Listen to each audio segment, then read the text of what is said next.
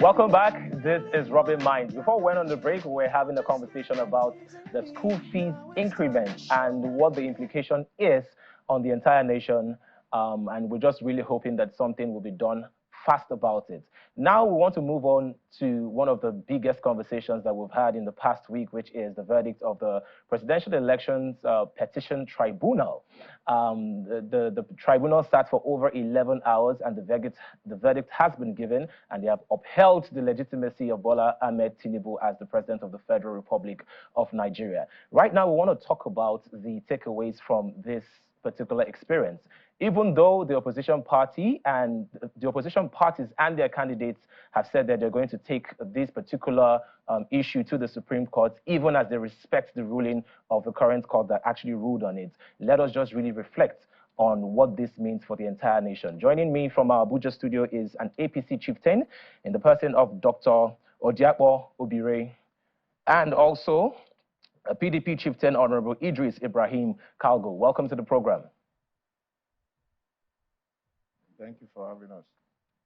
Okay, so I'm going to go straight to it. Dr. Odiakpo, please, what does this verdict mean for Nigerians at large? It's a welcome development because it's been months that Nigerians have been expecting to see the judgment from the tribunal. So that the country can move forward positively. Election is not war. Politics, as I say, is science and it's not art. So the tribunal judgment, they were firm in their decisions. And if you look at the way the judges took their time to touch every point of the petitioners' petitions, you will see that you can even give it to the judges that they are actually doing a very thorough job. They did a thorough job. A verdict that took up to 11 hours. That shows that they didn't want to leave anything unturned. So it's a welcome development.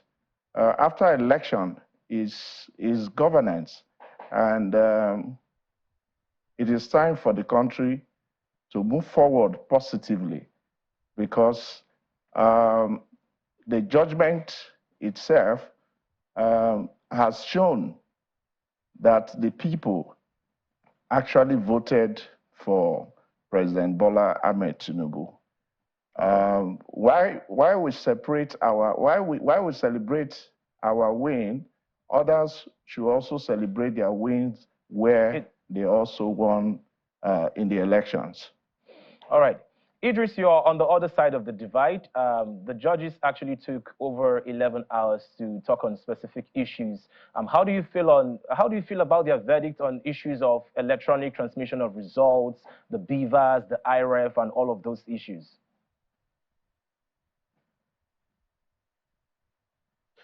Well, thank you very much. We have seen the tribunal judges trying to kill and bury democracy, but the PDP were law-abiding citizens, and we believe in judiciary. That is why our candidate Atiku Abubakar is going to Supreme Court now, because we believe we're going to get justice at the Supreme Court. Now you look at the judges who says beavers and IRF is not a must. That was what the judgment was all about. That's what they actually read.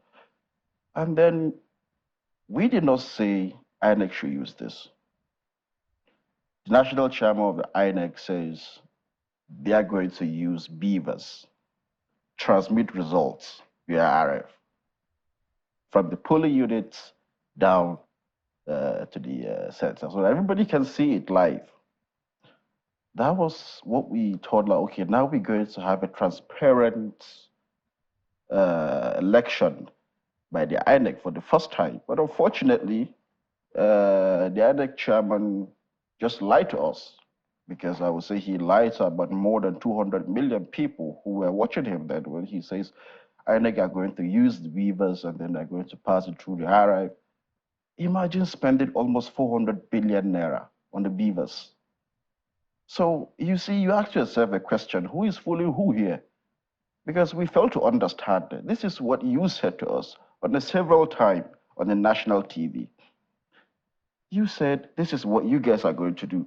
All of a sudden you change and then you expect us to believe you. There's no way we can believe you. It's just like, for example, as the head of a house,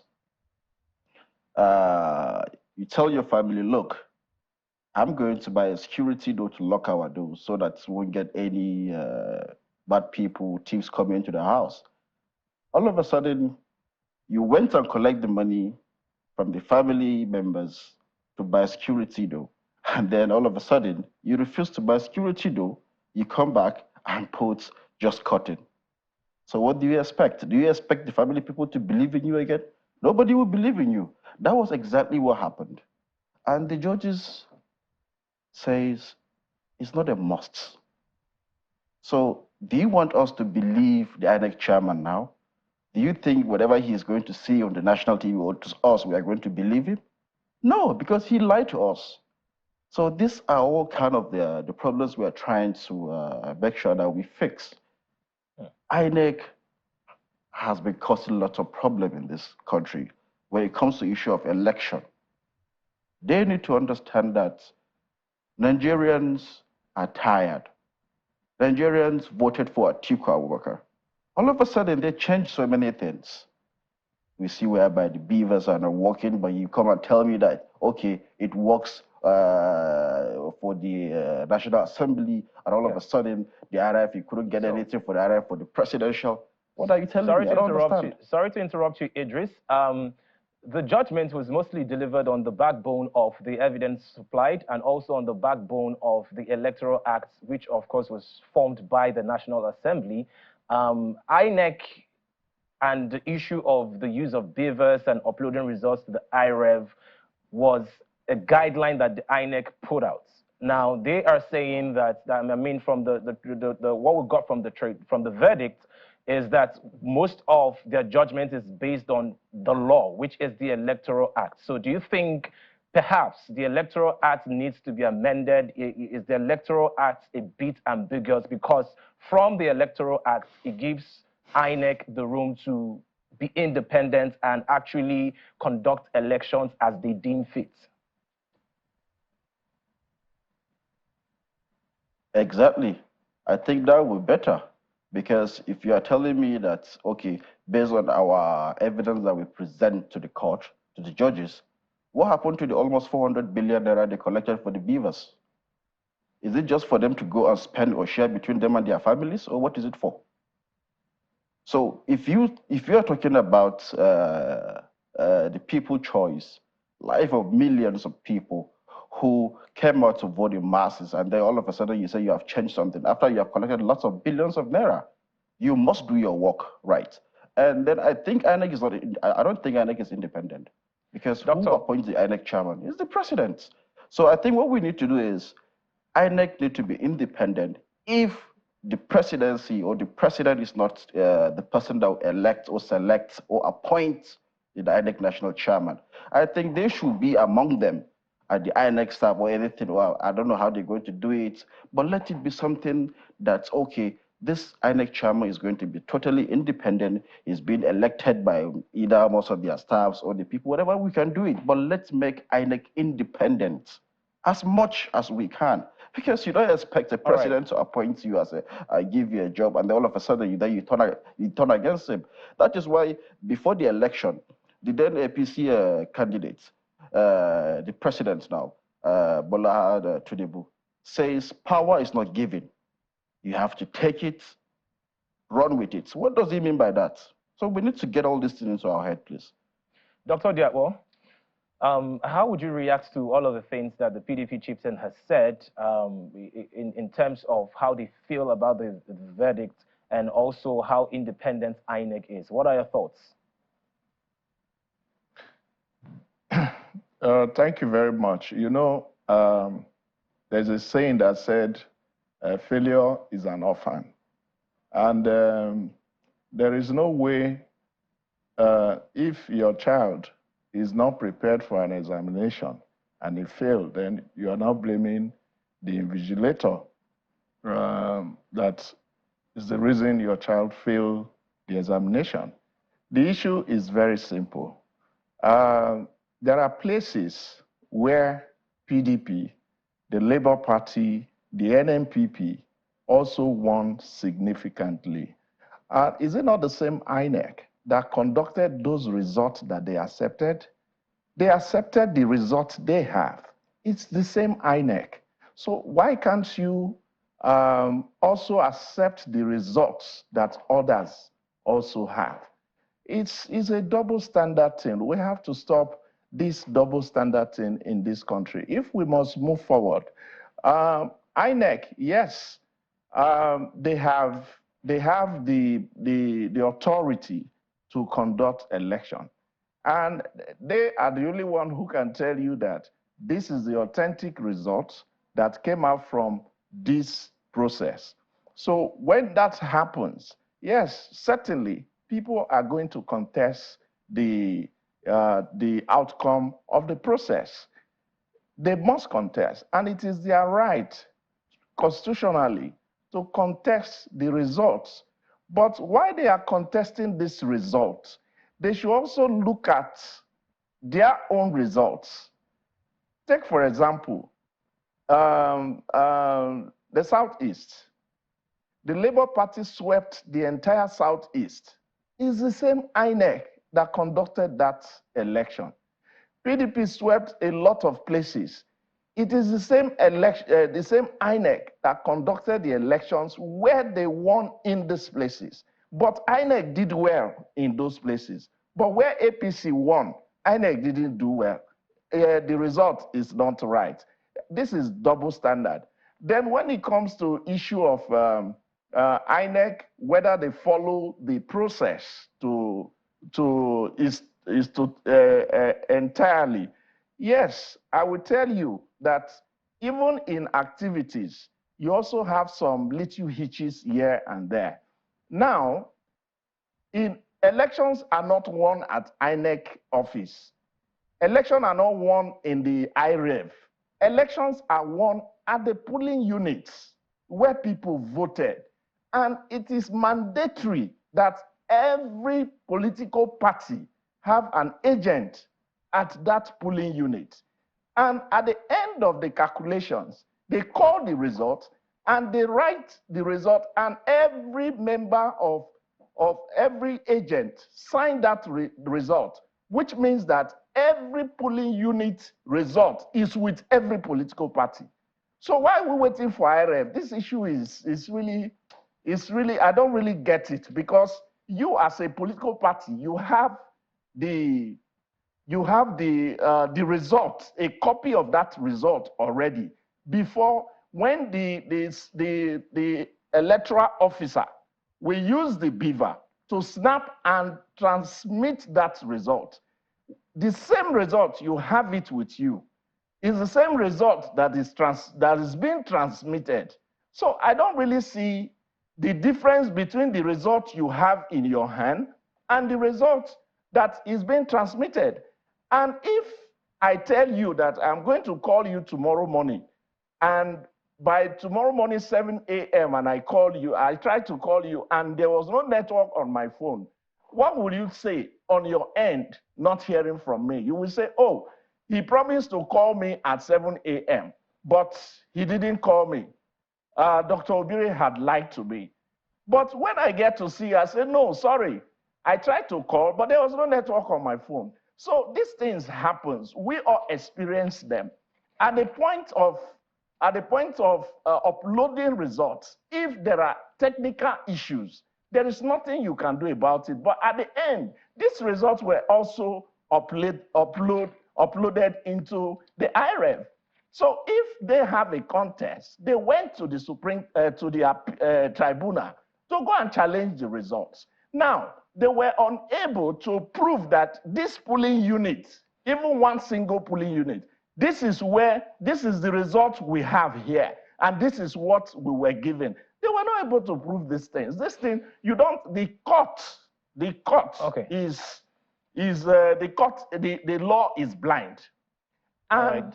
it is what you present before it that they look at to give judgment. So if you are not able if you are not able to say this is or prove your case, there's no way you'll be able to get judgment.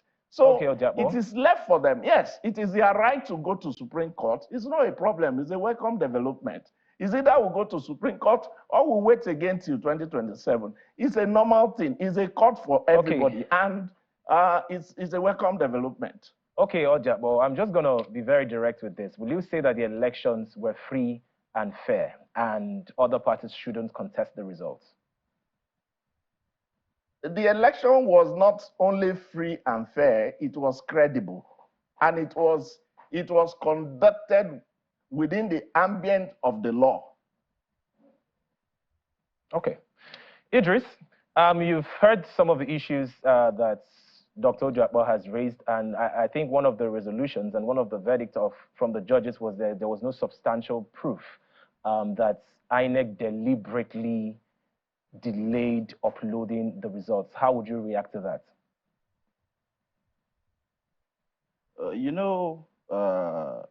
APC are very good in complaining and also blame games. That's why you can even see them blame even the just previous governments with such so many things, bad recommendation. Okay, it's okay to understand what he means, but I don't understand by saying that the RF works for the National Assembly, but did not work for the presidential. I don't understand. Are they using the different network? Or what is it? All what we are saying is do justice. That is all what we are calling for.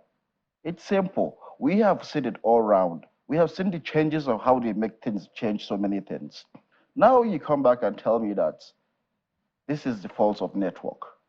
And you made promise which says that it's not going to be like this. We're not going to have any fault issue. We're not going to have any glitch, anything. But all of a sudden you come on the day of election telling us it's not working. How do you want us to believe that?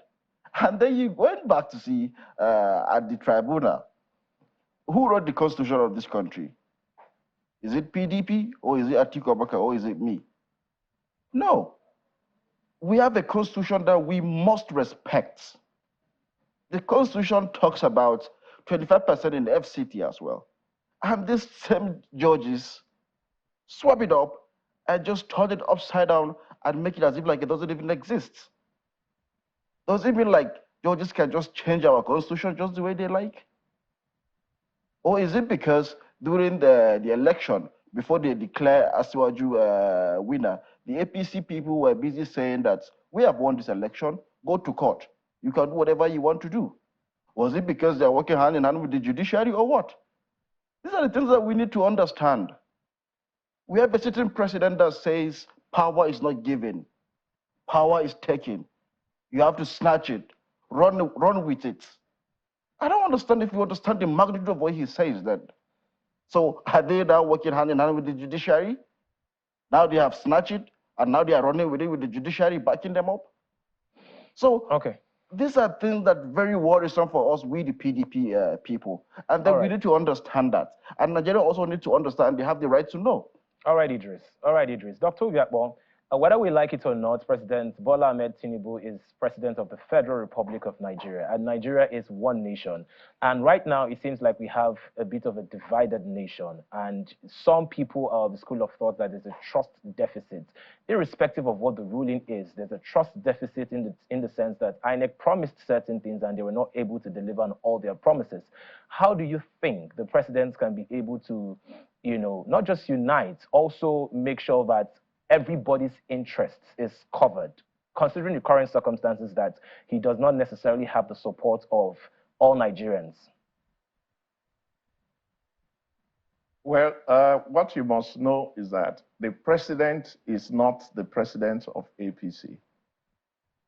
Political parties are just like vehicles that convey people into a particular office. So the office of the president is a destination for that vehicle. The APC, the PDP, the other parties, they are vehicles going to the presidency, and they have one passenger they carried. Now, the issue is some on the way might have punctured tires, some on the way might have overheating of engine, some on the way might, and one must get to the destination. And in the process, APC arrived at the destination. Now, getting into that office, the APC vehicle is parked outside. What the president has gone inside the building to go and work for the entire country. Now, Asiwaju is somebody that everybody know that is a compassionate person, is someone who believes in a teamwork, someone who wants to drive the country, not on his own mindset, but as a listening president. We have had series of issues within the past 100 days where some things are brought into the public domain, and the president listened to them and take it back. So it's a very simple person as a president of this country. And I know that if the PDP and other political parties have seen and accept the judgment of this tribunal, let us all come together. We can all come together. It's our country.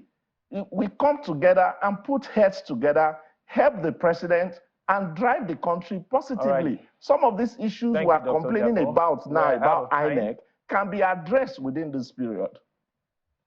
Thank you very much, Dr. Odiakbo, and a very big thank you to Honorable Idris. Just in 30 seconds, Honorable Idris, your candidate is going to the Supreme Court. What should Nigerians expect? 30 seconds. Thank you. Atiku Abubakar is headed to the Supreme Court, and we are also expecting our judgment from the Chicago State University. Nigerians should ask themselves a question. We have a president whom almost everything, education, age, is questionable. The question is, why is he assigning lawyers to stop Atiku from getting his certificate from the State University of Chicago? It's a big question we should all ask ourselves. What is he hiding? All right, Idris, we're sadly out of time. Let's all be law-abiding citizens and then understand that we believe at this time around, the Supreme Court judges are going to do justice.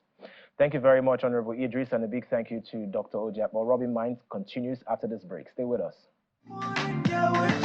Don't just stand there teasing me.